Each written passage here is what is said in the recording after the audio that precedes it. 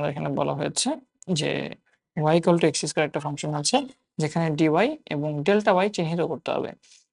x এর মান 2 delta x এবং dx equal to 1 delta y এবং dy বের করা লাগবে। সো প্রথমত y equal to x square যে ফাংশনটা আছে সেটাকে আমরা যদি ড্র করি তাহলে এরকম একটা ফাংশন পাই, যেখানে আমাকে বলা হয়েছে যে x ইকুয়াল টু 2 বিন্দুতে চিন্তা করো। তাহলে x ইকুয়াল টু যদি 2 বিন্দুতে আমি একটা স্পর্শক আঁকার চেষ্টা করি, সেই স্পর্শকের ক্ষেত্রে dx এর মান যদি 1 বাড়াই, সেই স্পর্শকের মধ্যে dy এর মান y অক্ষে মানটা কতটুকু চেঞ্জ হবে? একটা স্পর্শক, একটা রেখায়, স্পর্শক কিন্তু একটা রেখা, ওই রেখার মধ্যে x ইকুয়াল টু 2 বিন্দুতে আমি যে স্পর্শকটা আঁকলাম সেখানে x এর মান যদি আমি 1 বাড়াই, ঠিক আছে, dx মানে x এর মান আমি 1 বাড়াইলাম, তাহলে ওই রেখার উপরে y এর মান কতটুকু বাড়বে, dy টা কতটুকু হবে, সেটাই হচ্ছে আমার dy। এবং আমরা জানি যদি একটা রেখা থাকে এবং রেখার মধ্যে আমি যদি থিটাটা জানি, তাহলে এই বাহুটাকে যদি dy হয়, এই বাহুটাকে যদি dx ধরি, তাহলে dy ইকুয়াল টু অবশ্যই tan থিটা ইনটু dx, ঠিক না? এটা তো আমরা জানি tan theta into dx।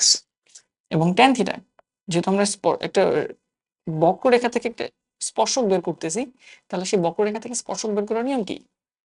Differentiate করা, একবার ডিফারেন্সিয়েট করা, f ড্যাশ x বের করা, রাইট? তাহলে f ড্যাশ tan থিটা মানে আসলে f ড্যাশ x, আমাদের এখানে f ড্যাশ x, ঠিক আছে, f dash of x dx। f dash x কত দেখো, f অফ x যদি এটা হয় y equal to x square, তাহলে f ড্যাশ x কত হবে? f ড্যাশ x হবে 2x dx।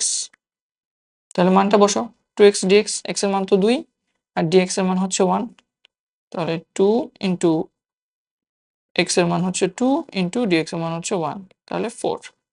এই তো, তাহলে তুমি dy এর মান পেয়ে গেলা 4। এটা কিন্তু একটা উত্তর, তোমাকে dy বের করতে বলছে। আবার এখন বের করতে বলবে ডেল্টা y কত। এখন ডেল্টা y মানে কি? ডেল্টা y মানে হচ্ছে ডিরেক্ট ওই বক্ররেখার উপরেই y এর মান কতটুকু চেঞ্জ হবে সেটা। একটা হচ্ছে স্পর্শকের উপর, এই যে স্পর্শকটা, সেই স্পর্শকের উপর dy এর মান কতটুকু চেঞ্জ হয়েছে। আরেকটা হচ্ছে এই যে তোমার এখানে একটা রেখা, এটা তো একটা বক্ররেখা ছিল, সেই বক্ররেখার উপরে ফর এক্সাম্পল ধরো এটা হচ্ছে সেই বক্ররেখাটা, বক্ররেখার এইখান থেকে এইখান পর্যন্ত ফাংশনের উপর কতটুকু চেঞ্জ হয়েছে মান, ফাংশনের মানটা কতটুকু চেঞ্জ হয়েছে, সেটা হচ্ছে আমার ডেল্টা ওয়াই। আর আমি যেখানে একটা স্পর্শক আঁকতাম সেটার কিন্তু যে ডিওয়াইটা, সেটার ডিওয়াই কিন্তু এটা হইতো, ঠিক আছে, সেটার ডিওয়াই কিন্তু এটা হইতো, এই বাহুটা হইতো। সো ডিওয়াই আর ডেল্টা ওয়াই এর মাঝখানে অবশ্যই ক্লিয়ার পার্থক্য বুঝতে হবে। ডিওয়াই মানে হচ্ছে স্পর্শকটার ক্ষেত্রে বাহু কতটুকু চেঞ্জ হয়েছে, স্পর্শকের মান ওয়াই এর মান, আর ডেল্টা ওয়াই মানে হচ্ছে ফাংশনের উপরে ভ্যালুটা কতটুকু চেঞ্জ হয়েছে সেটা। তাহলে সেই ডেল্টা ওয়াইটা বের করবো কিভাবে?